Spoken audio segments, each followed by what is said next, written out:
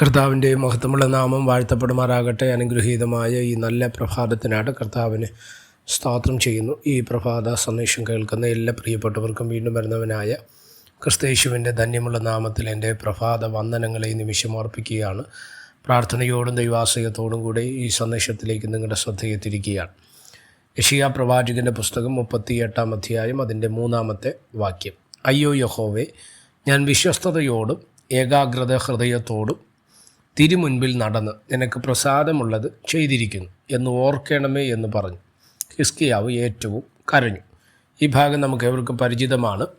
ഒരു ദിവസം നമ്മൾ പഠിക്കുന്ന സമയത്ത് പലപ്പോഴും നമ്മൾ പ്രാർത്ഥന എന്ന വിഷയത്തെക്കുറിച്ച് പരാമർശിക്കുമ്പോൾ ചില വിഷയത്തിനകത്ത് വിടുതലുകളെ കൊണ്ടുവരുന്നതിന് വേണ്ടിയുള്ള പ്രാർത്ഥനകൾ നമ്മൾ പറയുന്ന സമയത്ത് ഏറ്റവും അധികം കോട്ട് ചെയ്യപ്പെടുന്ന ഒരു മനുഷ്യനാണ് ഹിസ്കിയാ രാജാവ്, അല്ലേ?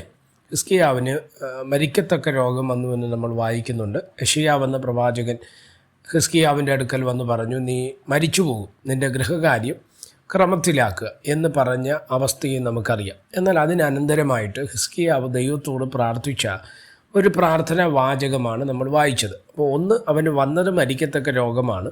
2, ദൈവം തന്നെ യെശയ്യാവ് എന്ന പ്രവാചകനിലൂടെ പറഞ്ഞു, നീ ക്ഷണത്തിൽ മരിച്ചു പോകും, നിൻ്റെ ഗൃഹകാര്യം ക്രമത്തിലാക്കുക. അപ്പം ആ കാര്യത്തിൽ ഉറപ്പാണെന്നുള്ളത് നമുക്ക് ആ വാക്യങ്ങൾക്കകത്തു നിന്ന് മനസ്സിലാക്കാൻ കഴിയും.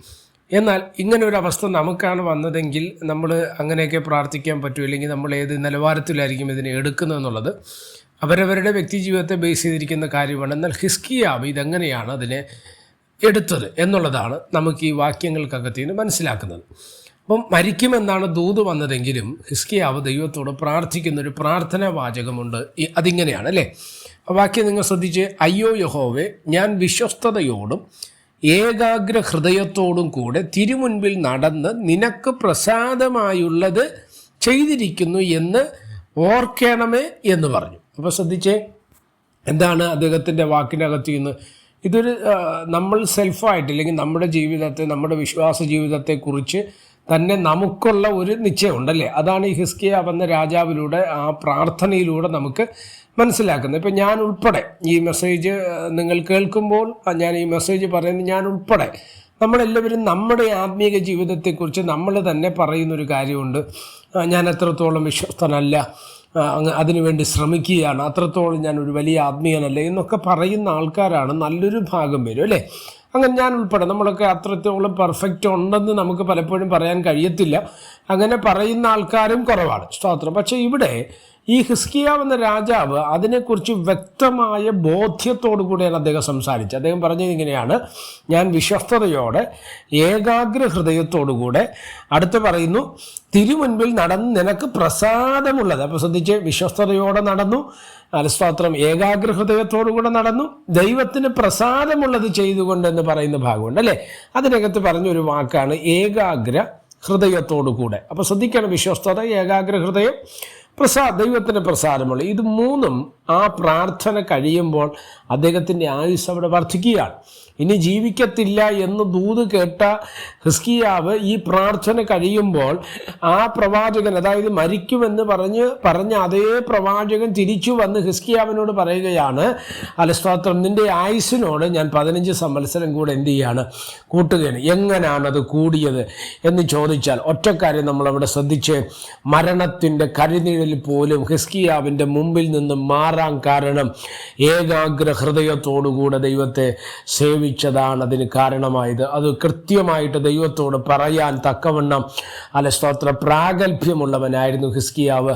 എന്നെ ശ്രദ്ധിക്കുന്ന ദൈവമക്കളോട് ഞാൻ പറയും, ദിനവൃത്താന്ത പുസ്തകങ്ങൾക്കകത്ത് വായിക്കുന്നുണ്ട്, തങ്ങൾ ഏകാഗ്ര ചിത്തന്മാരായിരിക്കുന്നവർക്ക് വേണ്ടി തന്നെ താൻ ബലവാനെന്ന് കാണിക്കേണ്ടതിന്. അപ്പോൾ ദൈവത്തിൻ്റെ ബലം ആർക്കാ കാണിക്കുന്നത്? ദൈവത്തിലുള്ള ഏകാഗ്ര ഹൃദയത്തോടുകൂടെ ദൈവത്തെ സേവിക്കുക എന്നുള്ളതാണ്. 2 കൊരിന്ത്യർ 11:3 നമ്മൾ വായിക്കുന്നത് ഇങ്ങനെയാണ്, സ്തോത്രം, ക്രിസ്തുവിനോടുള്ള ഏകാഗ്രത വിട്ട് ഹവ്വായെ പിശാച് വഞ്ചിച്ചൊരു മേഖലയുണ്ട്, അതുപോലെ നിങ്ങളെയും സാത്താൻ ചതിക്കുമോ വഞ്ചിക്കുമോ എന്ന് ഞാൻ ഭയപ്പെടുന്നു. ക്രിസ്തുവിനോടുള്ള ഏകാഗ്രത വിട്ട് നിങ്ങൾ വഷളായി പോകുമോ എന്ന് ഞാൻ ഭയപ്പെടുന്നു എന്ന് പറയുന്ന പൗലോസിൻ്റെ വാചകങ്ങളെ നമുക്ക് കാണുവാൻ കഴിയും. എന്നെ ശ്രദ്ധിക്കുന്ന പ്രിയമുള്ളവരെ, നമ്മുടെ ജീവിതത്തിൻ്റെ മേഖലകളിൽ, സ്തോത്രം, ഹല്ലേലൂയ, ചില വിഷയങ്ങളുടെ വിടുതലുകൾ അസ്തമിച്ചു പോയി എന്ന് പറയപ്പെടും ഭയപ്പെടുന്ന വിഷയങ്ങൾ പലതാണെങ്കിലും ഒറ്റക്കാര്യം ഞാൻ നിങ്ങളോട് പറയാൻ ആഗ്രഹിക്കുകയാണ്, ദൈവത്തോടുള്ള നമ്മുടെ ഏകാഗ്രത വിട്ട് മാറരുത്. എന്താണ് ഏകാഗ്രത എന്ന് പറയുന്നത്? മനസ്സ് പല മേഖലകളിലേക്ക് ചിതറാതെ, പല ചിന്തകളിലേക്ക് നമ്മൾ അഡിക്ഷൻ ആകാതെ, ദൈവത്തെ മാത്രം ശ്രദ്ധിച്ച് ദൈവത്തിങ്കിലേക്ക് മാത്രം നോക്കിക്കൊണ്ട് ദൈവ ചിന്തയോടെ തന്നെ നമ്മുടെ ജീവിതത്തിൽ മുന്നോട്ട് പോയാൽ, ഒന്നുകൂടെ നമുക്ക് മനസ്സിലാകുന്ന രീതിയിൽ പറഞ്ഞാൽ, ദൈവത്തിനും ദൈവത്തിൻ്റെ പദ്ധതികൾക്ക് ദൈവത്തിൻ്റെ വചനത്തിനും ഒരു പ്രയോറിറ്റി നമ്മൾ കൊടുത്തുകൊണ്ട് മുന്നോട്ട് പോയാൽ ദൈവം നിശ്ചയമായിട്ട് നമ്മെ അനുഗ്രഹിപ്പാൻ തക്കവണ്ണം ഇടവരും. സ്വർഗം അതിനായിട്ട് നമ്മളെ സഹായിക്കട്ടെ. പ്രാർത്ഥിക്കാം. പരിശുദ്ധനായ ദൈവമേ, സ്വർഗീയ പിതാവേ, ഈ സന്ദേശത്തിനായിട്ട് സ്തോത്രം ചെയ്യുന്നു. ഏകാഗ്രതയുള്ള ഹൃദയത്തോടുകൂടെ കർത്താവിനെ സേവിപ്പാൻ അവിടെ ഞങ്ങൾക്ക് കൃപ നൽകിയാൽ ഈ സന്ദേശം അനേകായിരങ്ങൾക്ക് അനുഗ്രഹമായി മാറുവാൻ സ്വർഗം ഇടവരുത്തും. മഹത്വം അങ്ങേക്ക് യേശു കർത്താവിൻ്റെ നാമത്തിൽ തന്നെ. ആമേൻ. എല്ലാവരെയും ദൈവം അനുഗ്രഹിക്കട്ടെ. God bless you.